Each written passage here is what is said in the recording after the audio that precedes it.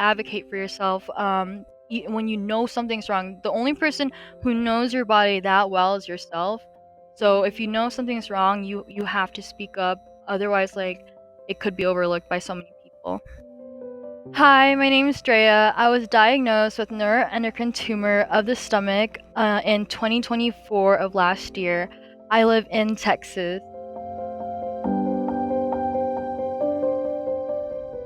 So I knew something was wrong in college. It was my third year in college, and I was taking a yoga class. And I remember, I don't know, it was such an easy pose. I don't even remember. It wasn't even that hard of a class, but everything turned white. Um, I started getting dizzy. My hands started getting floppy, and I just had this episode of just fainting, basically. And I was scared at first because I thought it was my sugar, but these events started happening a lot during this year. It was 2023 when it first started. And later on, other things, I thought it was sugar because in the yoga class, I saw white and then I passed out and then they gave me sugar and I thought I felt better, but really I was just laying down. For the entire year, I just kept passing out. And my mom, she's a nurse. She's an ICU nurse, so she assessed me and she thought I was fine the whole time. So I was like, okay. She just said that I need to just eat more. I need to just focus because I was doing more intense workouts in yoga, but I thought something was really wrong because like one day I was sitting down in my sister's car and we were driving and I started getting this feeling again where everything was turning white and I was about to pass out. And I ate sugar and I still passed out. Um, so then I went to the doctor after this because I was like, this is not safe. Like I drive, I do so much at school, and I don't want to like put myself in danger type of stuff.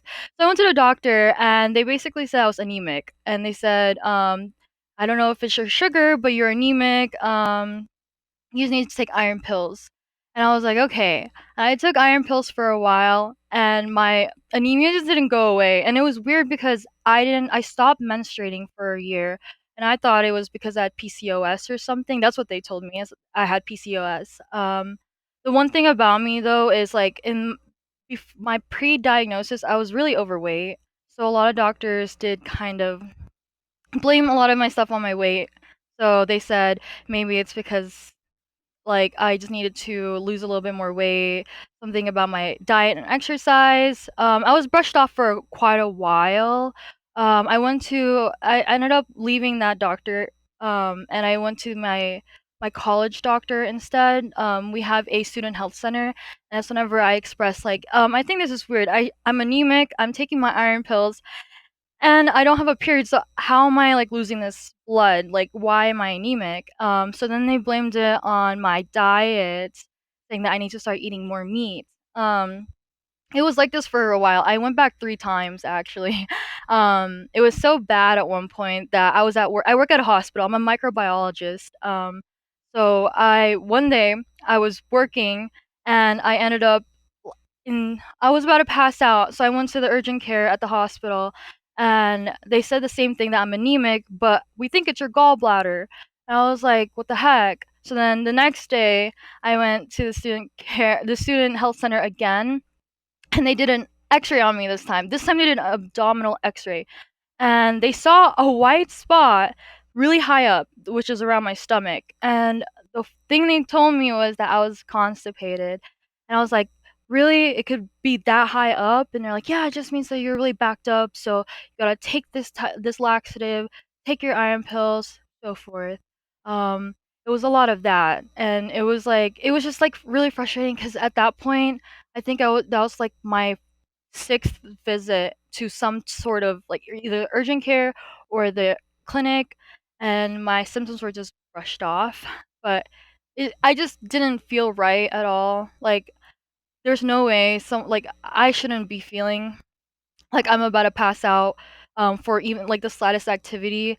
That's whenever I was like, let me just start monitoring my symptoms because my mom's a nurse, so she gave me a pulse ox, and when I laid down, my resting heart rate was around 98 to 100 while laying down, which isn't right.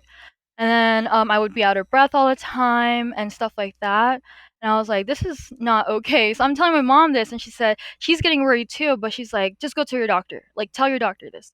But it was just so bad because I just kept getting brushed off, so I didn't know what to do. I really have high anxiety. Um, a lot of people know that about me, even my doctors. They actually try and put anxiety meds on me because I'm just so anxious and I always think that something's wrong with me. I think what tipped me over the most was I was working one night and I had a patient come in and she had the same symptoms as me. She's had the same lab work because I also like compared our lab because I work with laboratory and she had all these symptoms, the same things that I was going through. And then I see that she got referred to the cancer center. And then that was like the first sign that I thought like what if this is serious? But I even brought it up to my doctor at one point because it was during that x-ray I brought up and I said um I mean, it could be if it wasn't constipation, could it be something else? I remember this, conversation so vividly because I was like, "But what if it's, like, worse, like cancer?" And she said, "Oh, it wouldn't be cancer. You're 23 years old, you're pretty young, we don't see that, and if I did see it, we'd see more symptoms, and it would be a lot worse, and then I would send you to a GI. If you feel uncomfortable, I can send you to GI, but I should've." I said no. I was like, "It's fine," because I was so busy with school, and I was like, "It's fine." Um, so yeah, I remember seeing that girl, and I was like, I was terrified because 'cause I'm like, "What the heck?" And then on top of that, I was also losing so much weight. I just thought I was just getting skinny. I don't know, but it was like 20 pounds from January to May. I lost 20 pounds that year, and I was like, "What the heck?" Um, and I remember my friend coming up to me in the hospital, and she's like, "You got so skinny." And I was like, "Really?" And she's like, "But you know that's a sign of cancer." And I don't know, and she is a nurse, so she was just saying that because she knew, like, I had a little bit of problems. And she's like, "But don't worry, don't worry. Like, we don't see cancer patients like that young, and you look good. You're just losing weight." And I remember panicking in the side of the hospital, and we still laugh about it to this day because we passed by that corner where she told me, "What if it's cancer?" But, that's, like, the first times where I'm, like, literally going down on a like, my mind was spiraling. Every night, I'd be so scared Googling every symptom, but no doctor could help me. I was supposed to go on a trip to the Philippines. This was my graduation trip, and I was like and my dad told me that he booked a hike to one of the tallest mountains in the Philippines that we're gonna hike on. And I knew I don't know if I could do that because I was dizzy. So I was like, maybe I should go to the hospital and get a blood transfusion and fix my anemia for the month, and then I'll handle it when I get home. So I went to the student health center and I told them all my things. I said, I need this and I just want to feel better. So they took my blood. I went and drove to a takeout food. I don't even remember where I drove to. And I got a call from the student health center and they said, "Hey, you need to go to the emergency room right now because your hemoglobin is at 5." And I was like, "Oh, okay. Yeah, can I eat first?" And they're like, "No, you need to go right now." And I was like, "Okay, whatever." I didn't know how serious a hemoglobin of 5 was until I got to the ER, and usually this ER is very busy. I've waited 12 hours there before, but they took me back immediately. And since I worked at the hospital, I asked them like, what's my triage like number? Like, why'd you guys take me in so fast?" And they're like, "Oh, you're at a 2." And that basically meant like 1, you're like dying. Like they're actually doing CPR on you. 2 is the next one over. So I'm like, huh, why did they take me in? Nothing was clicking at that time when I went to the ER. I was making a lot of jokes actually. I was a mess. My hair was a mess. I was just done with finals. And I remember calling my mom and say, "Hey, I'm in the ER. This is so funny." And then I was showing them my IV. And my mom's like, "What the heck?" And she came and she's like, "A hemoglobin at 5?" And I was like, "Yeah." She said, "Well, you haven't gone to the doctor." I'm like, "Well, I mean, I didn't know how serious it was until a doctor came in and he's like, patients don't wake up at 6. Good thing you came here at 5." And I was like, "Oh, I did not know that, and that was crazy because I was always tired all the time. I was always out of breath. There was days where I would sleep in for like 12 hours, and I don't know, that kind of scares me a lot because I really would have maybe one day slept and just never woke up, and I'm glad that I went that day because I don't know how long I was gonna hold that out. But I knew something was going on because when I got back to the back after they were giving me my blood transfusion, that's whenever a lot of doctors started coming in, and I knew I was familiar with a lot of them because I work with a lot of them closely since I do work at the hospital. So I was seeing GI doctors, hospitalists, and I was getting confused. I was like, this is kind of getting weird. And they kept asking me these three questions. They're like, well, well, it's not, it was these three preliminary questions like, are you anemic? Do you get night sweats? And have you had weight loss in the past 6 months or something like that? And I was like, I said yes to all of them all the time, and I was like, "Why? What's wrong?" It's like, "I get night sweats because I have nightmares."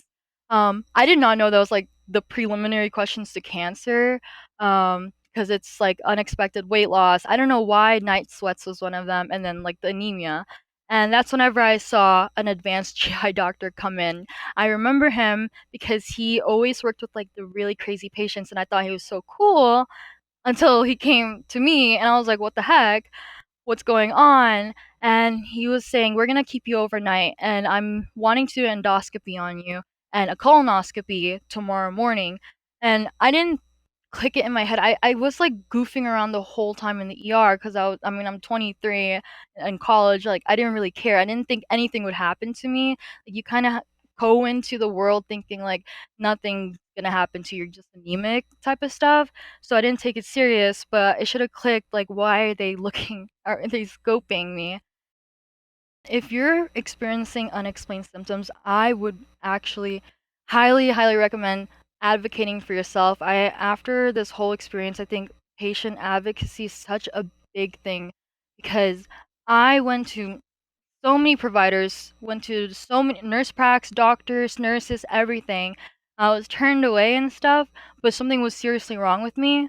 I should have been treated a while ago. But I wasn't until I was at literally the brink of death type of stuff. If I just hadn't spoken up, I probably would have been dead. I don't know, like, so basically during the endoscopy, when they came in, they looked at through the endoscopy, and they saw this really pretty big tumor on the bottom of my stomach lining that's piercing through. Um, and I wasn't told about it until the next day, but everyone knew. But that tumor was bleeding this whole time for quite a while. I was actually bleeding to death, and I did not know that. I was internally bleeding for a really long time, and someone should have caught it. I'm not a doctor, I'm not a nurse. I don't know anything about like the human body like that, and like just me telling them that I I'm losing blood basically, but I'm not on my period. And I don't see anything else. It should have been warning signs or red flags to them, but nothing was done for almost a year, and then it to a point where I was almost dead. So I think like the biggest thing is like to always advocate for yourself. When you know something's wrong, the only person who knows your body that well is yourself. So if you know something's wrong, you have to speak up. Otherwise, like, it could be overlooked by so many people.